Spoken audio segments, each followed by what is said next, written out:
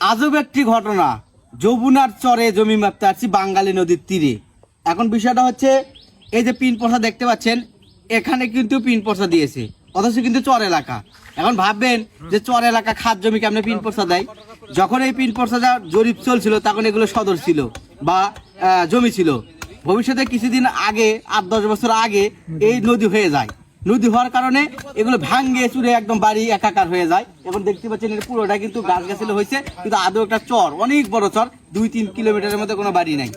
এখন বিষয়টা হচ্ছে এই চরের জমি কিছু কিছু ক্ষেত্রে রেকর্ডাররা ধরতে পারছে। এই জমিটা কি চর ছিল আগে? আগে চর ছিল না, আগে চর ছিল না, মাঝখানে নদী ভাঙে যাতে চর হয়ে গেছে, 84 মধ্যে ভাঙে গেছে। তার রেকর্ডের যখন রেকর্ডের বদর চলছে এলাকায়, তখন এই বদরে এই জমিগুলো আপনারা খাচ্ছিলেন, সেই মোতাবেক রেকর্ড হয়েছে, এটাই তো। দেখুন, এটা একটা শিক্ষণীয় বিষয়।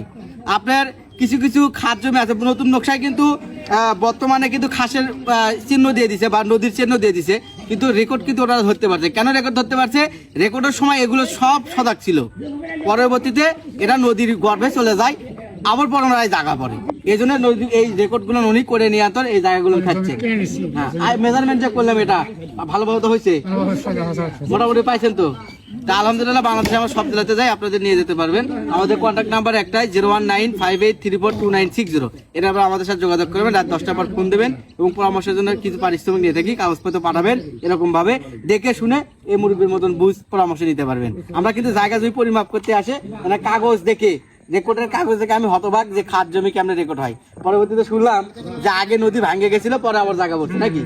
রেকর্ডের সময় যখন বদর হয়েছে বা এই রেকর্ড চলাকালীন তখন জমি ছিল, পরবর্তী নদীর গর্ভে চলে যায়, আবার জায়গা পড়ে। এই জন্য এই জমিগুলো উনি পাইলো। আশা করি সবাই ভালো থাকবেন, সুস্থ থাকবেন। আল্লাহ হাফেজ।